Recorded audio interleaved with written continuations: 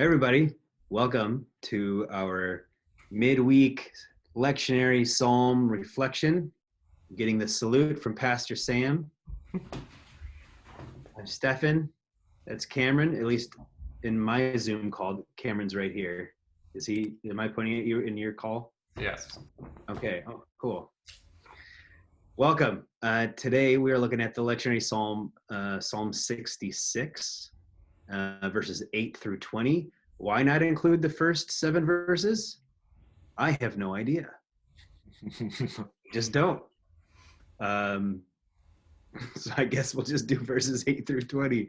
Cameron, were you going to read those for us? Yep, this is Psalm 66. Awesome. Praise our God, O people. Let the sound of his praise be heard. He has preserved our lives and kept our feet from slipping. For you, O God, tested us. You refined us like silver. You brought us into prison and laid burdens on our backs. You let men ride over our heads. We went through fire and water, but you brought us to a place of abundance. I will come to your temple with burnt offerings and fulfill my vows to you, vows my lips promised and my mouth spoke when I was in trouble. I will sacrifice fat animals to you and an offering of rams.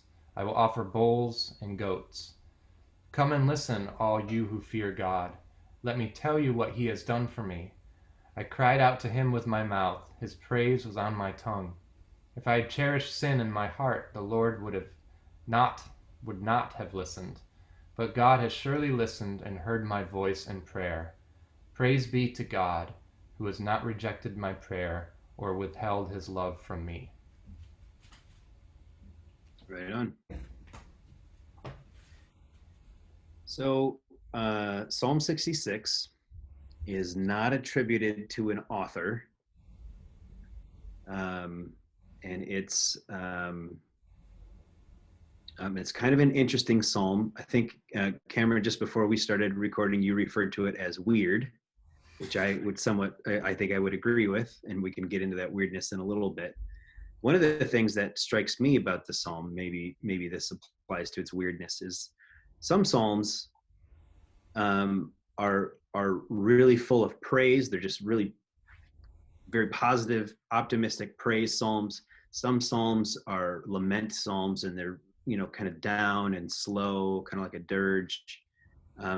This psalm kind of has both of those things at the same time, which is really interesting. So there's this praise in verses 8 and 9. I'm thinking specifically of where it's like, hey, God really cares for us. He's watching us. Everything we do is blessed. He never lets our foot slip. And then in the 3 verses after that, 10, 11, and 12, it's like life is hard and things sometimes really go badly. And we were once slaves and we had to be refined, and things are really difficult. And in a way, it can be a challenge to even kind of reconcile those ideas. So this is an interesting psalm. What do you guys think about it? Cameron, why was it weird to you?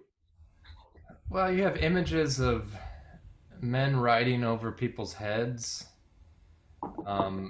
We were talking earlier in the week about sort of this burnt offering of fat animals, which is almost like this sort of weird barbecue or something.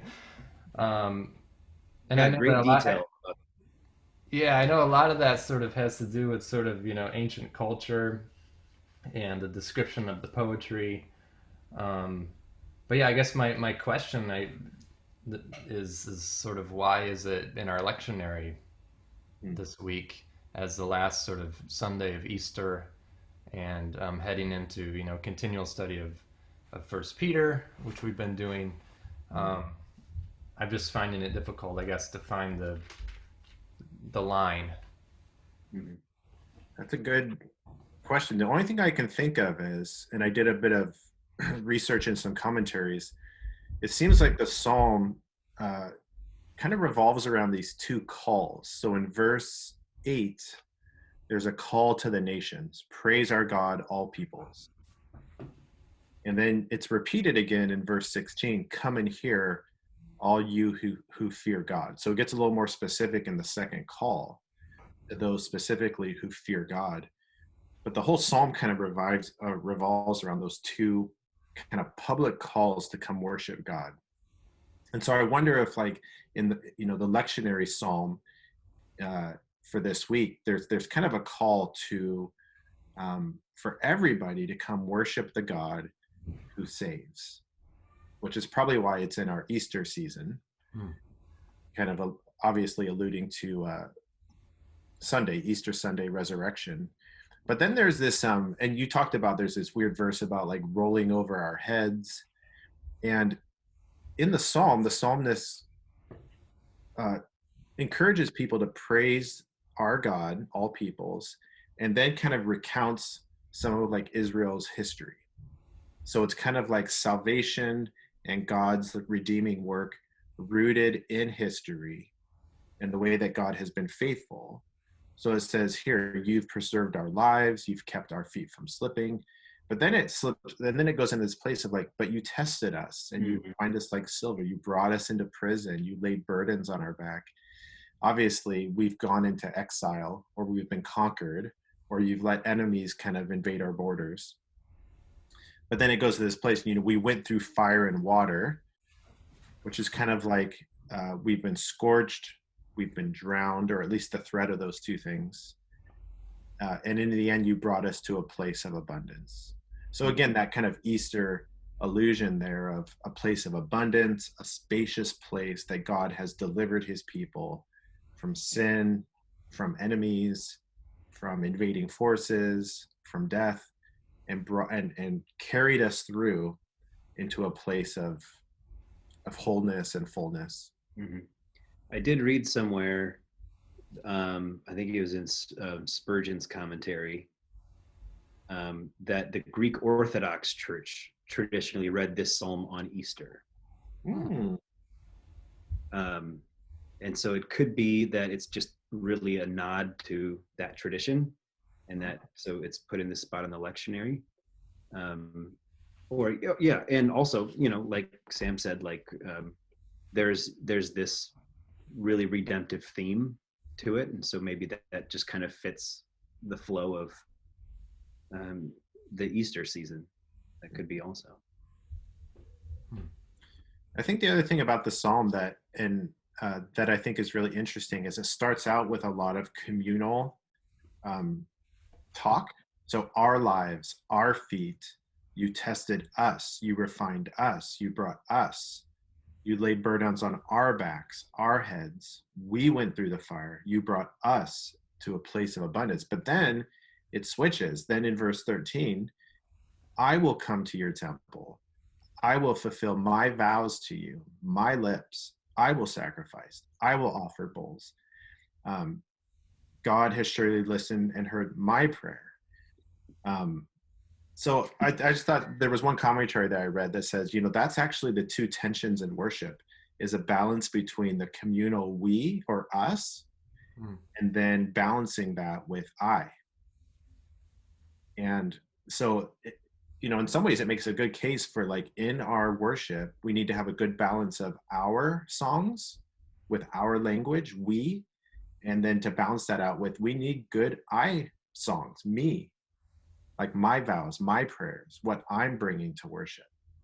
And so sometimes you see, like, I think sometimes Christian Reformed or maybe just Reformed congregations can really be like, hey, our worship songs are not about us. It's all about the communal. And sometimes they even go about like changing worship songs, taking out all the me's and changing them to we's and ours. But you actually need both. And so we should have songs in our worship that talk about I. That's good. That's a good thing. And we see it here in the psalm. It's interesting you mentioned that, because I had this tension this last week, sort of planning the last song of our service, which is He Will Hold Me Fast. And I kept on, coming after Stefan's sermon, He will hold me fast, He will hold me fast. And yeah, the whole song is just sort of this which this me sort of situation. And it was the one out of the whole batch that was like that. And I kind of went back and forth, like is this working, and what is this saying? But um, in the end, my heart just sort of settled on needing that personal, expression of God being our rock and sort of holding me in the midst of whatever I'm going through. And yeah, it just so happened this last week I was sort of in that place in my planning. Well, now you can use Psalm 66 as your. Justification. Yeah. I was just following Psalm 66. Right. Just looking at the Bible, that's all. Well, I think that there's a tendency to view sort of personal expression or anything that says I or me as some sort of arrogance. But what we have to offer each other is essentially ourselves and our expression and our need for God. And yeah, I guess every single person that says me is totally different, is taking that to a totally different place within themselves. It's not just the worship leader exclaiming that. But I think it's really good to be sensitive to that you need songs that are just about the communal us. I think the important thing is who are you essentially talking to? Are you talking to yourself or to God? I think this is such an interesting discussion. I feel like most of the critique I hear comes from the perspective of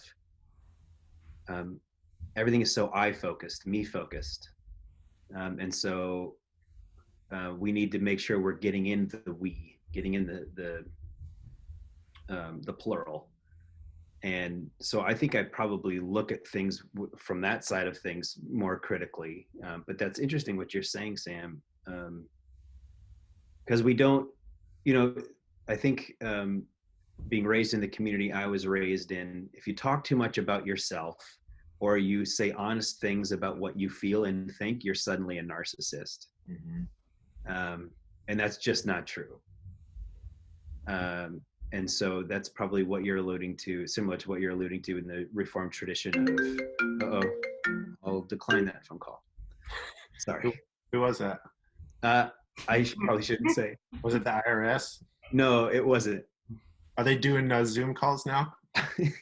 If the IRS calls, I'll bring them on and we'll talk to them together. But yeah, we do have to own our faith individually.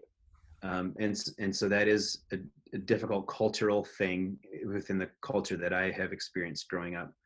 But American culture, I think, is radically individual. Yeah. Right. And so how do we hold that tension? So it could be at sometimes we're erring to one side and other times we're erring to the other. But we have to be good at both. Kind of tricky. I mean, in some ways, it's like it starts out by talking about us and a call for all peoples to come worship God, and then recounting how God has been with his people. Right? So it's kind of a remembrance of history. But then it's like, it kind of moves into like personal testimony, which we've actually been doing. I mean, in our worship services before the coronavirus hit, we were trying to talk more about like storytelling. Like how do we bring in more testimony or storytelling? And like with Renee Brookhuizen, as she makes profession of faith, she gives a bit of a testimony. And it's her talking about what God means to her or what God has done for her in her life. And it's extremely powerful. You need both. And as a community, when we hear someone like Renee talk, like it's like we all get to be a part of that, because we're all like, hey, we made a vow, whether we were there or not. We're part of a community that made a vow to Renee and her parents at her baptism. And she, in her individuality, is a part of us as a community. And I think that that's beneficial on both sides of that, right? Mhm. Yeah. And the testimony that the psalmist is giving is a very personal one.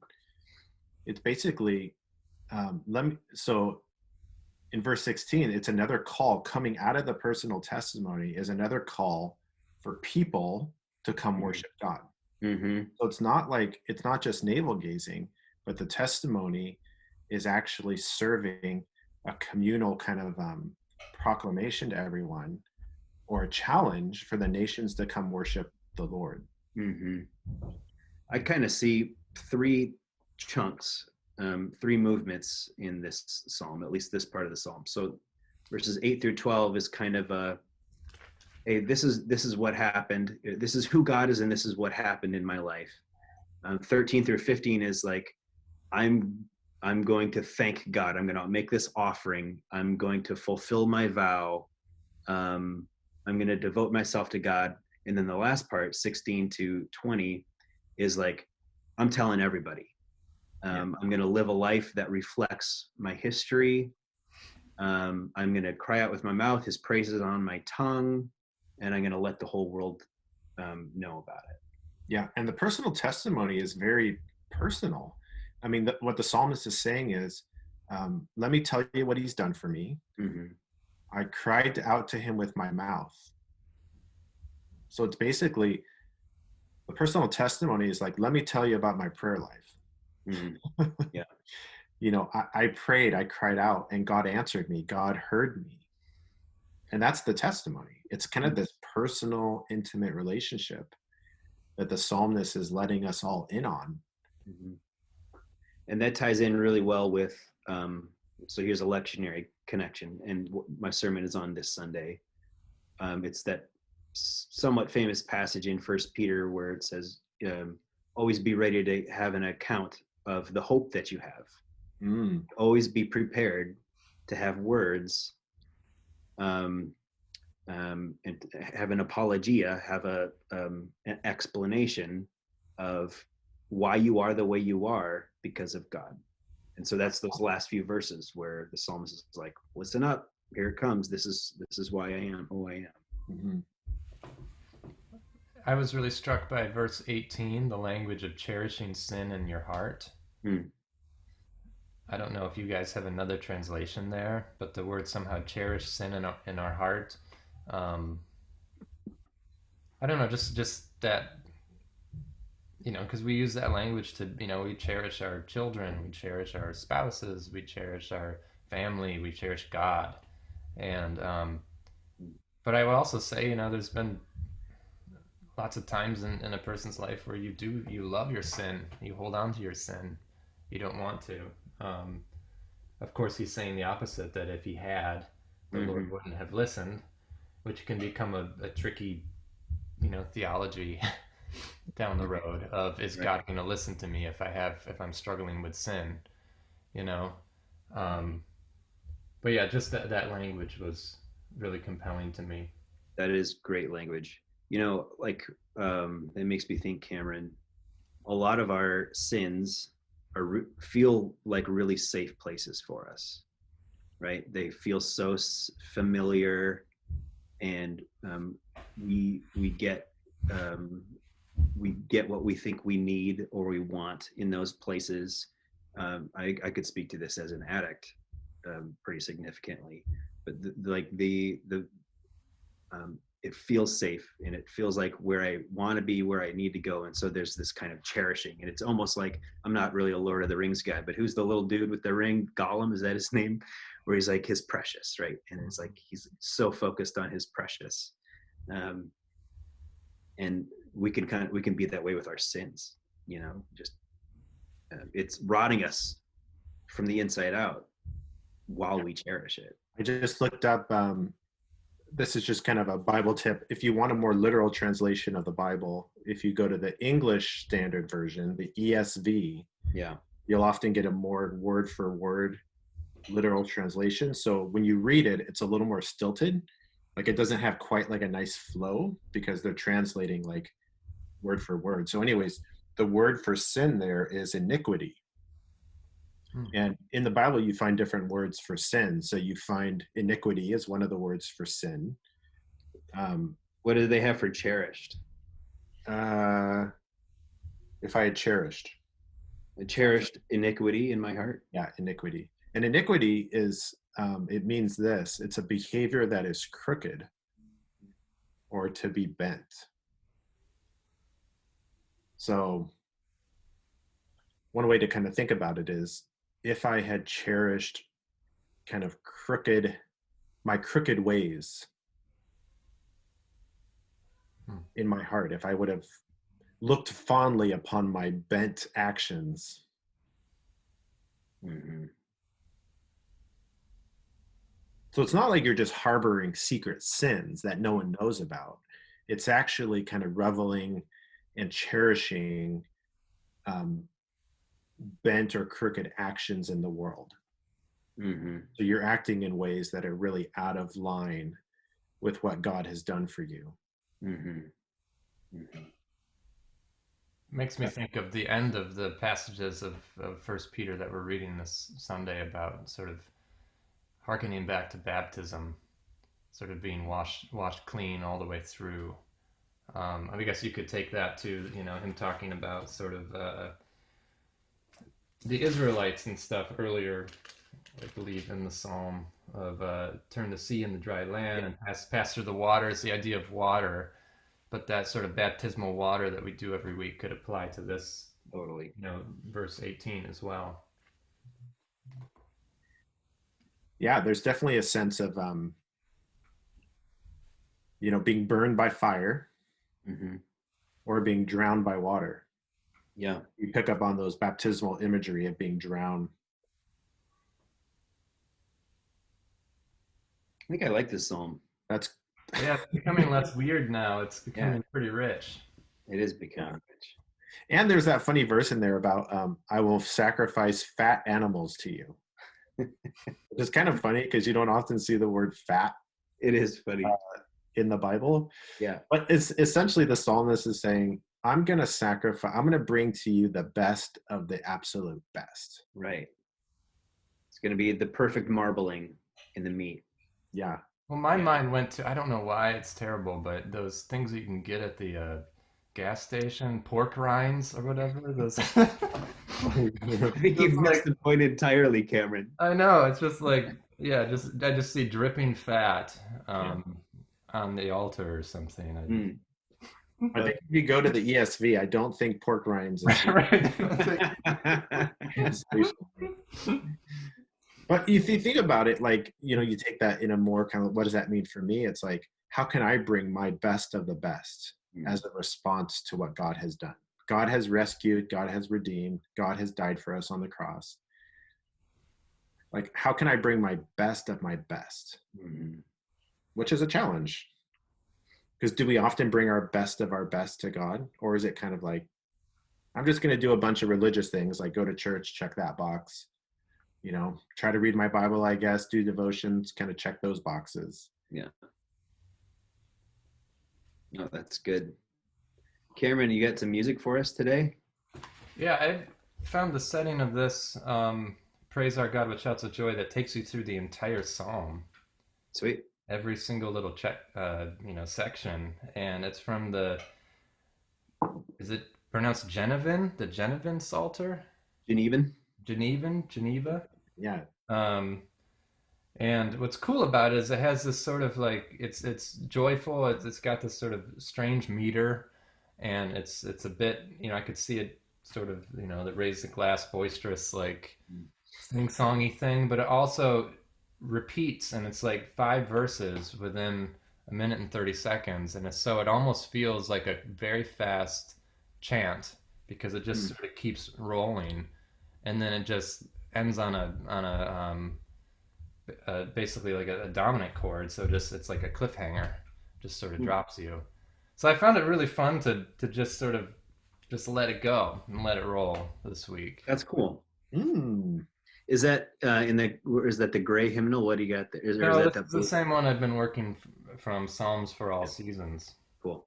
I've been really enjoying this book. I feel like it's a really interesting cross between very ancient very open sounding hymns, and then also some just some brand new or newer material that is set sort of still with that ancient vibe in mind. Awesome. I'm excited to hear it. Yeah, me too. I'm pumped. Cool. All right, guys. I think that's a Until wrap. next week. All right. Have a good week, everybody. See ya. Bye.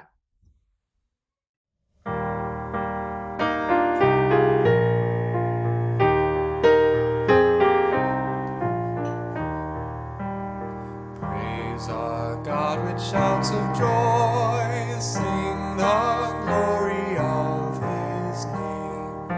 Join to lift his praises high. Through the world his love proclaim. Come and see what God has done by the power of his right hand. See the battles he has won by his word of swift command. God has tamed the raging seas, carved the highway through the tide, paid the cost of our release, come himself to be our guide. God has put us to the test, bringing us through flood and fire, into freedom, peace, and rest.